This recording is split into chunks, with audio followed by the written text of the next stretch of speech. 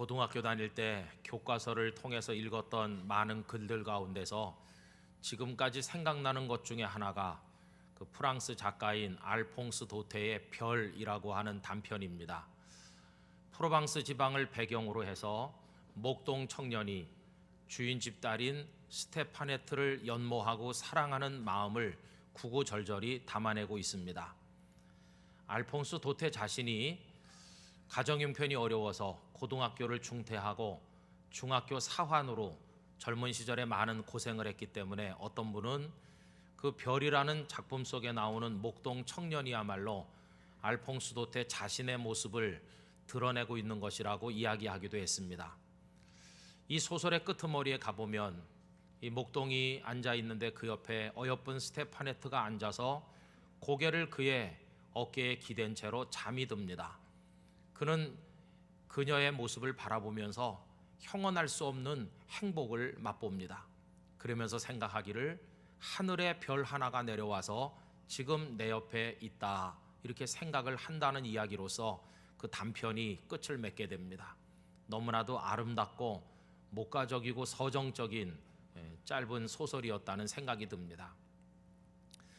여러분, 세상에 많은 단어들이 있습니다마는 별이라고 하는 단어만큼이나 사람들에게 낭만적으로 다가오는 단어도 별로 없는 것 같습니다. 그래서 수많은 시인들이 별을 주제로 노래를 하기도 했습니다. 별을 생각하노라면 때 묻었던 우리의 마음도 별빛처럼 영롱한 빛을 발하는 듯한 느낌을 받을 때가 많이 있습니다. 여러분들이 좋아하시는 윤동주 시인은 별 해는 밤이라는 시를 통해서 그 밤하늘의 별 하나하나에 자신이 소중히 여기고 사랑했던 것들을 다 연결시켜서 생각하는 마음을 담아내고 있는데, 그 시가 길지만 제가 중간 부분만 읽어보면 이렇습니다. 나는 아무 걱정도 없이 가을 속의 별들을 다 헬 듯 합니다. 가슴 속에 하나둘 새겨지는 별을 이제 다 못 해는 것은 쉬 아침이 오는 까닭이요, 내일 밤이 남은 까닭이요, 아직 나의 청춘이 다하지 않은 까닭입니다. 별 하나의 추억과 별 하나의 사랑과 별 하나의 쓸쓸함과 별 하나의 동경과 별 하나의 시와 별 하나의 어머니, 나는 별 하나의 아름다운 말 한마디씩 불러봅니다.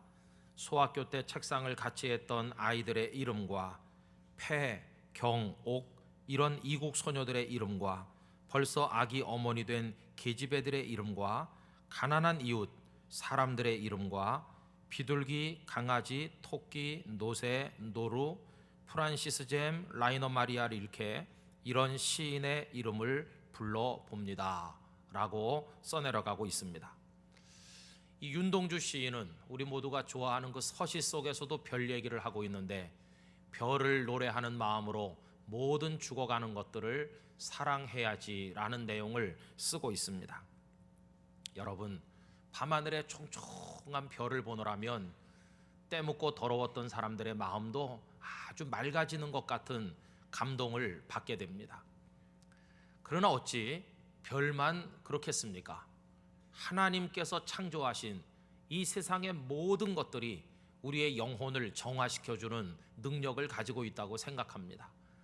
사람들은 살아오면서 그 영혼에 때가 끼고 더러워졌지만 이 창조의 만물은 때 묻지 않은 채로 빛나면서 우리들의 마음을 비추고 있는 것입니다.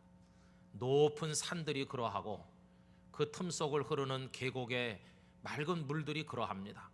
그 좌우편에는 나무들이 자라고 있고 이름 모를 꽃들이 피어 있고 다람쥐가 왔다 갔다 하고 수많은 풀벌레들이 그 속에서 살아가고 있습니다.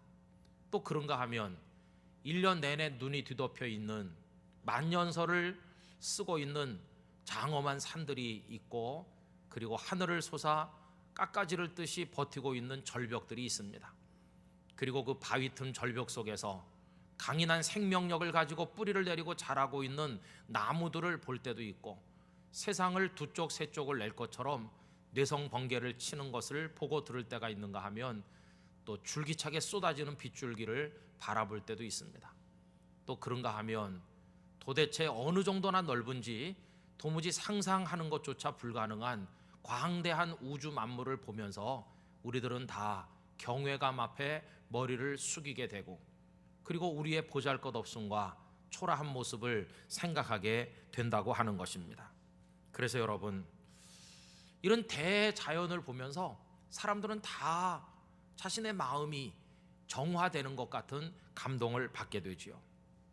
이것이 바로 하나님께서 자연을 통해서 우리들에게 주시는 은혜요 축복이라고 생각을 하는 것입니다. 자, 그러나 이런 맑고 맑은 자연에 비해서 도시는 어떻습니까? 도시는 사람들이 많이 모여서 사는 곳인데 무질서, 그리고 탐욕, 음란, 온갖 권모술수와 음모들이 뒤죽박죽이 되어 있는 타락과 부패의 상징처럼 등장하고 있습니다. 창세기에서 보게 되는 아브라함과 그의 조카 롯의 이야기가 그 대표적인 경우라고 할 수 있습니다. 하나님께서 이 두 사람 모두에게 복을 주셔서 아브라함에게도 소떼와 양떼가 많았고 롯도 마찬가지였습니다. 목초지가 부족해서 이 두 사람의 짐승이 같은 곳에서 지내는 게 어렵게 되었을 때 아브라함은 롯에게 제안을 합니다. 우리 조금 거리를 두고 떨어져 살도록 하자.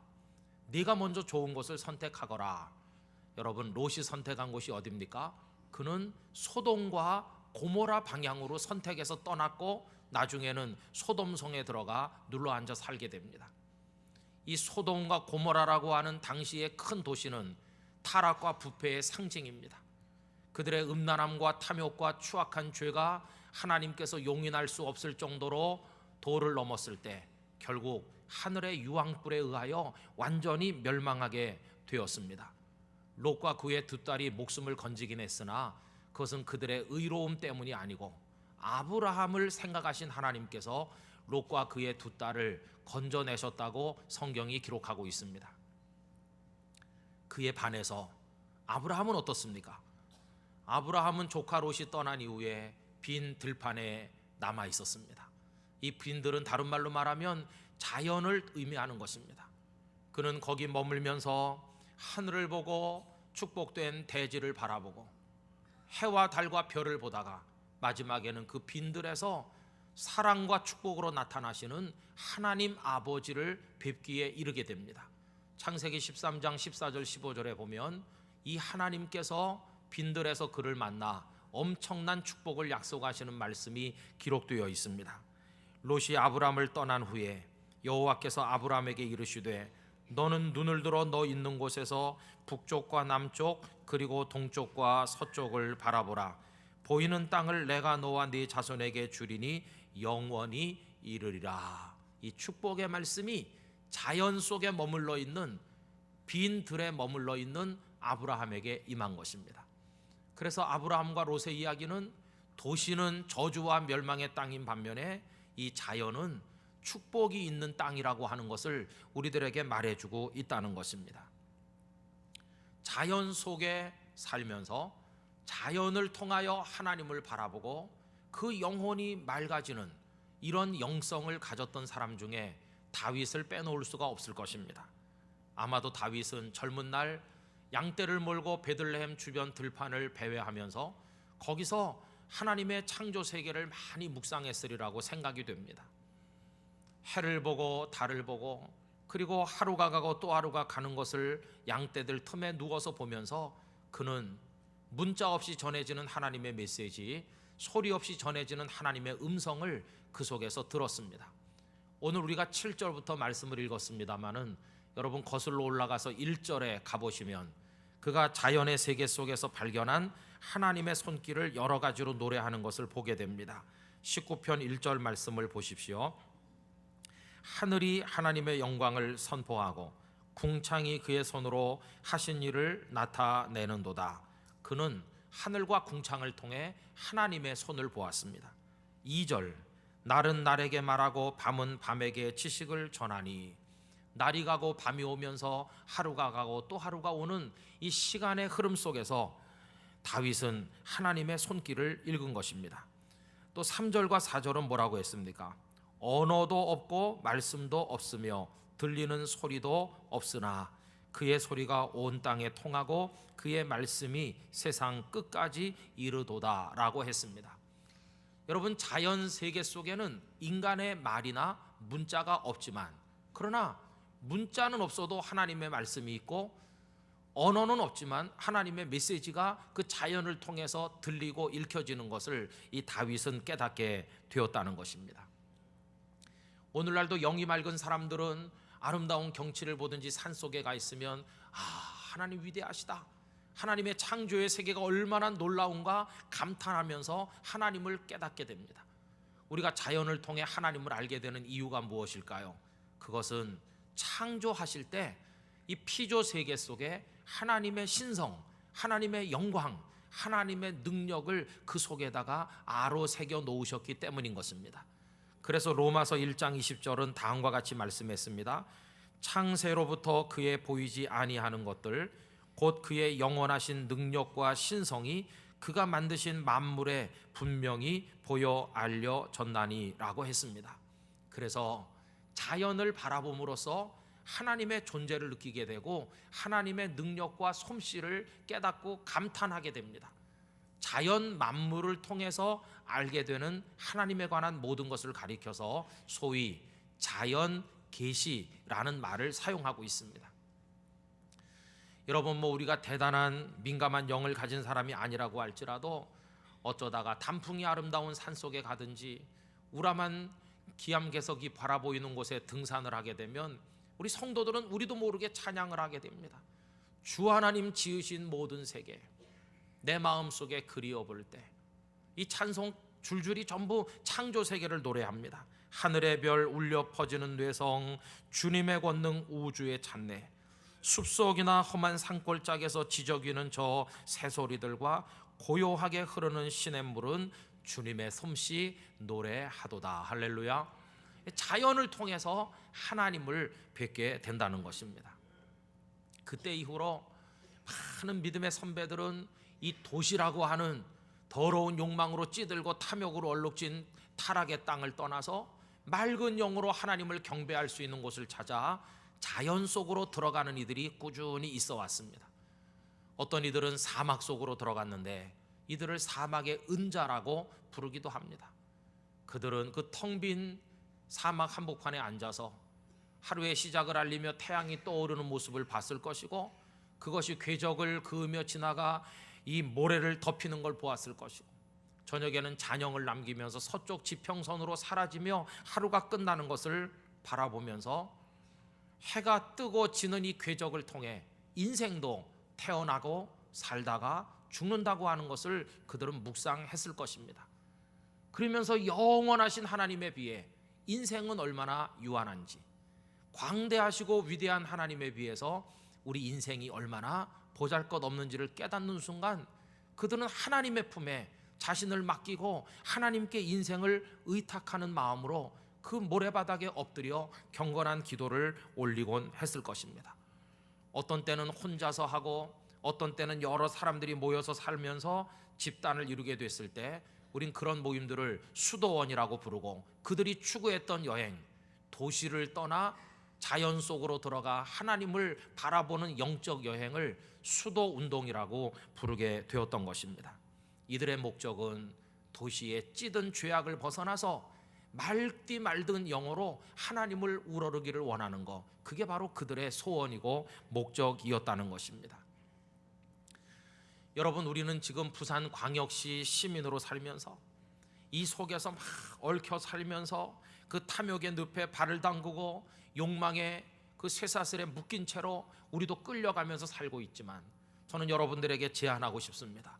우리를 그 도시를 떠나 자연 속으로 들어감으로써 영이 맑은 성도가 되어 그 욕망의 줄들을 다 차단하고 맑은 영을 가지고 하나님을 우러를 수 있는 그런 영성을 사모하는 여행에 우리 땅끝교회 성도 여러분들이 참여하게 되시기를 간절히 기원하는 것입니다. 귀를 열어서 하나님의 음성을 듣기를 원하고, 마음의 눈을 열어 하나님의 모습을 더듬어 살펴보면서 하나님의 존재, 하나님의 능력, 그 하나님의 사랑을 바라보는 은혜가 여러분 모두에게 충만하시기를 간절히 기원합니다.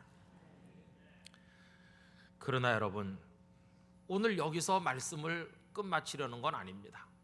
다 자연으로 돌아가자 이렇게 말함으로써 마치 계몽주의 철학자 루소처럼 말하려는 것은 아니라는 것입니다. 우리는 자연 속으로 들어가는 것으로 끝내서는 안 됩니다. 우리에게는 그것보다 훨씬 중요한 또 하나의 여행이 남아 있기 때문입니다. 그 여행이란 무엇인가? 이제는 자연을 또 떠나서 더 높은 세계 속으로 들어가는 것인데, 그 또 하나의 더 높은 세계가 무엇인가? 그것은 바로 하나님의 말씀의 세계라고 하는 것입니다. 여러분, 우리들은 모두 이 도시에서 자연으로 가는 1단계 여행을 한다면, 그 다음에는 그 자연을 떠나서 하나님의 웅장한 말씀의 세계 속으로 들어가는 또 한 번의 여행을 하지 않으면 안 됩니다. 물론 창조 세계가 하나님의 솜씨와 능력을 보여주기는 하지만 그것은 어디까지나 한계를 가지고 있는 것입니다. 우리는 자연주의자가 돼서는 안 되고 훨씬 더 높은 단계로 이르러 하나님의 말씀주의자가 되어야 할 줄로 믿습니다. 성도는 말씀주의자가 되어야만 하는 것입니다. 그렇게 되어야 되는 이유는 무엇일까요? 그것은 우리가 너무너무 사랑하는 하나님의 분명한 모습이, 또 그 하나님의 분명한 뜻이 오직 그 말씀을 통해서만 우리들에게 정확하게 계시되기 때문에 그런 것입니다. 여러분, 자연 계시는 한계가 있습니다. 우리가 아무리 웅장한 산을 마주대하고 몇 달을 산다고 해도, 태평양 바다를 건너고 또 왔다 갔다 한다고 해도, 아니면 백두산 천지에 천막을 치고 몇 년 며칠을 거기서 산다고 해도 하나님께서 독생자 예수님을 통해 우리를 구원하신 진리를 알아낼 수는 없는 것입니다. 이것이 자연 계시의 한계라고 하는 것입니다. 하나님께서 자연 속에 심어 놓으신 당신의 뜻, 당신의 사랑, 당신의 능력과 솜씨, 그거보다 천만 배, 억만 개 더 분명하고 아름답고 풍성한 것들을 하나님의 말씀 속에 아로새겨 저와 여러분에게 주신 줄로 믿습니다. 그리고 그것을 성경이란 책 속에 담아서 우리 손에 들려주신 것입니다. 그러므로 자연을 통해서 아무리 바라봐도 알 수 없는 구원의 은총을 우리는 말씀을 통해서 알게 됩니다. 여러분, 우리는 말씀을 통해서 우리 자신이 죄인인 것을 알게 됐습니다. 말씀을 통해서 죄인인 우리를 하나님께서 사랑하신다는 것을 알게 됐습니다. 말씀을 통해서 우리를 구원하시기 위해 독생자 예수님이 세상에 오셨음을 알게 됐습니다. 말씀을 통해서 예수님께서 우리 죄를 위해 십자가 지시고 피 흘려 우리 죄를 씻으셨음을 알게 된 것입니다. 말씀을 통해서 주님이 십자가에서 죽으심으로 우리의 죽음을 대신 받으신 것을 알게 됐고, 말씀을 통해서 그분이 죽음의 권세를 깨뜨리고 부활하심으로 저와 여러분에게 영생의 길을 열어주신 것을 알게 됐고, 말씀을 통해서 그분이 우리를 교회 안에 모으시고 천국을 향해 함께 발걸음을 떼어놓게 하시며 오늘도 성령을 통해 우리 마음의 믿음을 일으키시고 하나님의 나라와 의를 위하여 복음을 위해 일하도록 하신 것을 알게 된 것입니다. 이 모든 것을 무엇을 통해서 알게 됐는가? 하나님의 말씀을 통해서 알게 된 것입니다. 이 말씀이 가르쳐주는 하나님의 사랑과 능력과 우리를 향한 그 위대한 계획들을 우린 통칭해서 하나님의 특별 계시라고 부르는 것입니다. 여러분, 하나님의 특별 계시의 절정이 무엇일까요? 바로 예수님 자신이십니다. 예수님이 오심으로 하나님을 세상에 보이셨습니다. 그러나 지금 우리는 예수님을 눈으로 보는 것도 아니고 손으로 만질 수도 없습니다. 그러므로 지금 우리에게 있어서 최고의 하나님을 보여주는 계시는 무엇인가? 문자로 기록되어 우리에게 들려주신 이 말씀 성경과 예배 시간을 통해 설교자들 통해 선포되는 이 말씀, 이것이야말로 우리에게 주신 은총인 줄로 분명히 믿습니다. 그러므로 우리는 단지 자연 속으로만 들어가서는 안 되고, 그것을 얼른 벗어나서 자연이 아무리 노력해도 줄 수 없는 이 하나님의 구속하시는 은혜와 사랑과 축복을 보여주는 말씀 속으로 들어가는 여행을 우리 모두가 해야만 될 줄로 아는 것입니다. 여러분, 시편 19편은 이 다윗이 바로 그 여행을 하신 분인 걸 보여줍니다. 아까 앞에서 1절로 6절까지의 일부를 읽었는데요, 다윗은 자연 만물 속에서 하나님을 만나는 첫 번째 여행을 했습니다. 그러나 거기서 끝난 게 아니라 오늘 우리가 읽은 7절로 14절까지 읽어보면 다윗은 하나님의 말씀 속으로 들어가는 여행을 하신 분임을 우리에게 고백하고 있습니다. 7절, 8절, 9절에서 다윗은 여러 가지 표현을 사용합니다. 7절은 여호와의 율법, 여호와의 증거 이렇게 말했고, 8절에서는 여호와의 교훈, 여호와의 계명이라고 했고, 9절에서는 여호와를 경외하는 도, 여호와의 법도라는 표현을 쓰고 있는데, 어쨌든 어떤 표현을 사용하든 상관없이 하나님의 말씀을 의미하고 있는 것입니다. 하나님은 어떤 분이실까요? 저와 여러분에게 말씀을 주시는 우리 아버지이십니다. 이스라엘 백성들에게 시내산에서 모세를 통해서 말씀을 주셨습니다. 그 이후에는 많은 선지자들을 통해서 말씀을 주셨습니다. 그리고 예수님께서 직접 오셔서 말씀을 주셨습니다. 그리고 예수님 이후에는 당신께서 부르신 제자들, 사도들을 통하여 말씀을 주셨습니다. 그 말씀들을 다 담아서 구약 성경과 신약 성경이란 이름으로 이 성경이란 책 안에 담아서 하나님의 말씀을 저와 여러분의 손에 들려주신 것을 믿습니다. 그러므로 우리 속에 이 성경이 있어서 하나님의 말씀을 읽을 수 있다는 이 사실처럼 놀라운 은혜는 없는 것입니다. 그리고 그것을 여러분이 각자 매일 읽으실 수 있고 예배 시간마다 같이 나눌 수 있으니 이 말씀으로 우리에게 다가오시는 하나님을 향해 큰 기쁨과 감사로 찬송해야 될 줄로 아는 것입니다. 여러분, 다윗은 하나님의 말씀이 얼마나 대단한가를 7절 이하에서 계속 얘기하고 있습니다. 7절 말씀 다 같이 읽어보실까요?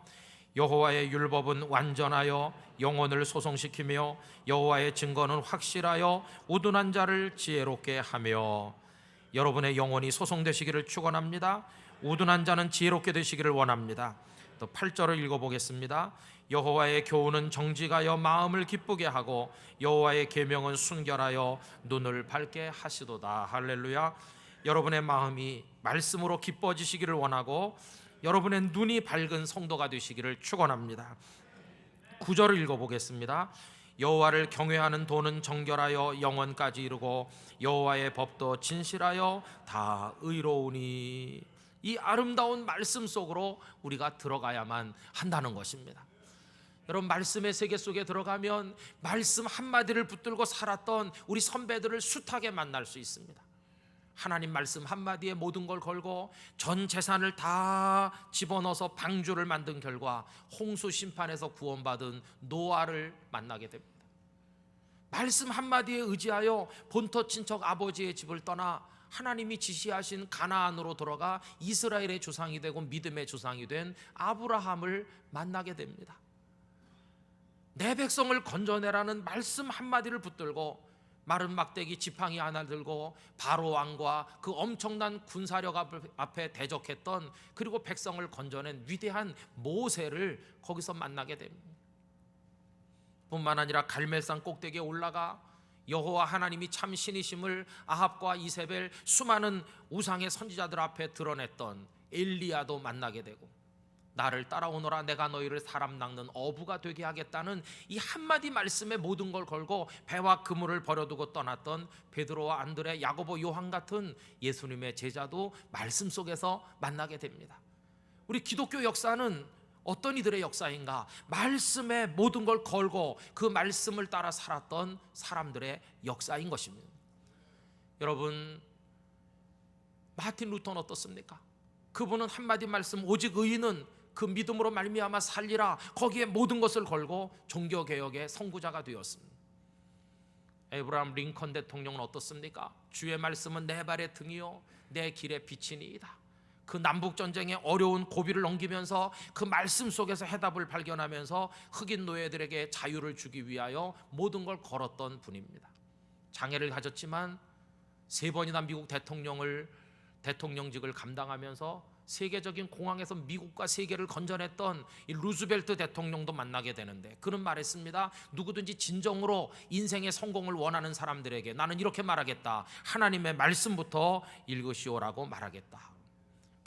많은 사람들이 말씀 속에 들어가 말씀을 붙들고 말씀의 모든 것을 걸고 살아 아름다운 인생의 승리자들이 되었던 것입니다. 여러분, 말씀 속으로 진지한 걸음을 떼어놓게 되시기를 부탁드립니다. 말씀 속에서 하나님을 만나고자 하는 열망을 가지고 그 말씀의 세계 속으로 들어가시기를 부탁드리는 것입니다. 그래서 그 말씀을 진지하게 대해야 됩니다. 오늘 다윗은 우리에게 뭐라고 말하냐면 말씀을 꿀처럼 생각하여 꿀보다 더 달게 여겨 사모하라.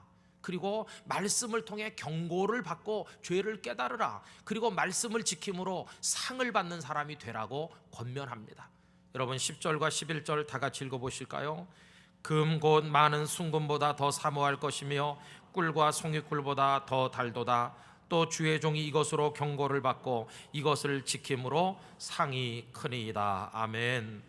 하나님의 말씀은 길 잃은 자에게 길을 보여주고 우매한 자에게 지혜를 주고 낙심한 자에게 용기를 줄 줄로 믿습니다. 열등감에 사로잡힌 자에게 너는 내 것이라고 말씀함으로 우리가 얼마나 고귀한 존재인지를 알게 해주시고, 교만 가운데 사는 이들에게 겸손을 가르쳐 주심으로 우리로 소박하고 아담한 삶을 살아가도록 만들어 주실 것입니다. 때로는 격려하시고 때로는 초달하시고 어떤 때는 훈련시키시고 어떤 때는 채워주심으로 이 말씀이 우리를 세워 주실 것입니다. 여러분, 그리고 이 말씀을 믿으셔야 됩니다. 이 믿음이라는 단어는 헬라어에서는 피스티스라고 합니다. 서울대학교 인문학연구소 연구교수이신 김헌 박사라는 분이 계십니다. 이분은 고대 아테네에서 정치가들이 했던 많은 연설문들을, 고대 그 헬라어들을 분석하면서 피스티스라는 단어에 관해서 여러 가지 설명을 하고 있습니다. 피스티스라는 단어는 단지 믿는다라는 뜻만 있는 게 아니고 증명하고 입증한다는 뜻이 그 속에 있다는 것입니다. 여러분, 믿는다는 건 입증한다는 것입니다. 어느 날 유명한 부흥사인 무디 선생님에게 한 사람이 찾아왔습니다. 선생님, 저는 선생님을 존경하고 사랑합니다. 저도 선생님 같은 믿음을 가지기를 원합니다. 제가 소원이 있는데 선생님께서 사용하시는 성경책을 한번 만져봐도 되겠습니까? 그랬더니 무디가 평소에 사용하는 성경책을 그에게 넘겨줬습니다. 두툼하고 손때가 많이 묻은 성경책을 받아 이렇게 넘기니까 빨간 줄, 파란 줄이 많이 쳐 있고 손때가 많이 묻었고 여백에는 빽빽하게 말씀을 묵상하며 받은 은혜들을 메모해 놓은 글자들로 꽉 차 있었습니다. 감격적으로 이 성경을 이렇게 넘기는데 군데군데 눈에 들어오는 표시들이 있었는데 영어 대문자로 TP 이런 게 군데군데 많이 있었습니다. 그래서 물어봤습니다. 이 TP가 도대체 무엇입니까? 그랬더니 tried and proved라고 말해줬습니다. 시도했고 증명되었다라는 뜻이라는 것입니다. 나는 그 귀절을 붙들고 어려울 때마다 그 말씀대로 내가 실천하려고 시도했는데 그것이 진리임을 하나님께서 입증해 보여주셨다. 이 말씀대로 살면 반드시 승리자가 되고 축복을 받는 걸 내가 체험했다는 것입니다. 그래서 그 귀절들 옆에 TP를 계속 적어 내려갔다는 것입니다. 여러분, 그렇게 해서 이 말씀이 진리임을 증명하는 것이야말로 말씀을 믿는 것입니다. 여러분, 말씀 세계 속으로 들어가셔서 그 말씀을 붙들고 여러분들의 수수께끼 같은 인생의 문제에 적용하시고 실천하시기를 부탁드립니다. 그리고 나서 그것이 여러분들에게 축복을 가져오는 걸 체험하심으로 이 말씀이 진리임을 증명해 보이실 수 있게 되기를 간절히 기원하는 것입니다. 진정한 신앙인은 어떤 사람인가? 영이 맑아지기를 소원하는 사람입니다. 탐욕스러운 이 도시의 늪에 빠져 사는 게 아니라 내 몸은 여기 살지만 내 영혼은 맑은 자연 속으로 들어가서 하나님을 바라보고 하나님 묵상하고 그리고 날마다 말씀의 세계 속으로 들어가서 살기를 원하는 것입니다. 여러분 주변에 어떤 사람이 성경을 펴놓고 눈물을 흘려 기도하며 그 말씀을 붙들고 씨름하고 묵상하는 사람이 있다면 그 사람과 인생을 나누셔도, 동반자가 되셔도, 그 사람과 거래를 해도, 그 사람과 친구가 돼도 조금도 손해가 없을 것입니다. 믿어도 좋을 사람이기 때문입니다. 여러분, 우리 모두가 그 말씀을 받아 먹어 살게 되길 원합니다. 이제 마지막 이야기를 한마디 하고 마치려고 하는데요, 말씀을 먹으면 어떻게 될까요? 말씀이 내 속에 쫙 들어옵니다. 내게 영양분이 되고 에너지가 될 것입니다. 나는 그 에너지를 가지고 말을 하고 뭔가 생각을 할 것입니다. 그 전에는 말이 더러웠고 생각이 부정했었습니다. 그런데 말씀이 내 속에 들어와 그 에너지가 내 생각과 말을 정화시켜서 그 다음부터는 말을 하면 경건한 말이 되고 거룩한 말이 되고 이제는 내 생각이 아름다운 묵상으로 승화되게 됩니다. 예전 같으면 나의 이 더러운 말, 부정한 생각을 감히 하나님 앞에 보여드릴 수 없었지만 이제는 아닙니다. 말씀을 먹고 나니 내 입의 말이 경건해졌고 내 마음의 묵상이 아름다워져서 감히 내 입의 말과 나의 묵상을 주께서 받아주시기를 소원하는 단계까지 이르게 되는 것입니다. 나의 입술의 모든 말과 나의 마음의 묵상이 주께 연락되기를 원하네. 그런 단계에 이르게 될 줄로 믿습니다. 여러분, 이게 14절의 다윗의 이야기인 것입니다. 14절을 다 같이 한번 읽어보도록 하겠습니다. 나의 반석이시요 나의 구속자이신 여호와여, 내 입의 말과 마음의 묵상이 주님 앞에 연락되기를 원하나이다. 할렐루야. 내 입의 말과 마음의 묵상, 많은 생각들이 우리 주님 하나님 앞에 연락된다는 게 무슨 뜻일까요? 간단히 말하면 우리의 기도가 하나님이 받으시는 기도가 된다는 뜻입니다. 할렐루야. 어떤 사람의 기도를 받으시는가? 말씀을 먹어서 그 말씀을 통하여 말이 변하고 묵상이 아름다워진 그런 사람의 기도를 하나님께서 받으신다고 하는 뜻입니다. 그렇게 될 때 비로소 그 사람은 하나님과 교통하는 사람이 되게 될 것입니다. 성도 여러분, 여러분들의 영혼이 이 도시로 상징되는 욕망을 벗어나 자연 속에서 하나님을 뵙듯이 맑아지시기를 축원합니다. 그리고 날마다 말씀을 받아 잡수시기를 원합니다. 여러분들의 말과 묵상이 우리 하나님께 연락되시기를 원합니다. 하나님께서는 여러분들에게 말씀하시고 여러분들은 하나님께 기도드리고 하나님으로부터 받고 또 하나님께 드리면서 이 세상을 하나님과의 교제 가운데 살아가는 축복된 성도가 다 되시기를 우리 구주 예수님의 이름으로 축원합니다. 다 같이 기도하겠습니다. 하나님 아버지, 말씀으로 다가와 주셔서 감사합니다. 2013년도에도 끊임없이 풍성한 말씀 속에 살게 하여 주시옵소서. 다 같이 통성으로 기도하겠습니다. 하나님 아버지, 우리 땅끝 교회 성도들이 부정한 곳에 탐욕 속에 빠져 사는 것이 아니라 영이 맑은 성도가 되기를 원하나이다. 하나님의 세계를 바라보기를 원합니다. 깊이 기도할 때 응답받기를 원합니다. 우리 입의 말과 마음의 묵상이 하나님이 받으시는 것이 되기를 원합니다. 말씀의 세계 속으로 들어가 꿀보다 더 사모하게 하시고 그 말씀으로 경고를 받게 하시고 그 말씀을 지킴으로 상을 받는 성도들이 되게 하여 주시옵소서. 우리 교회 강단에서도 은혜로운 말씀이 폭포수와 같이 흘러넘치게 하여 주옵소서.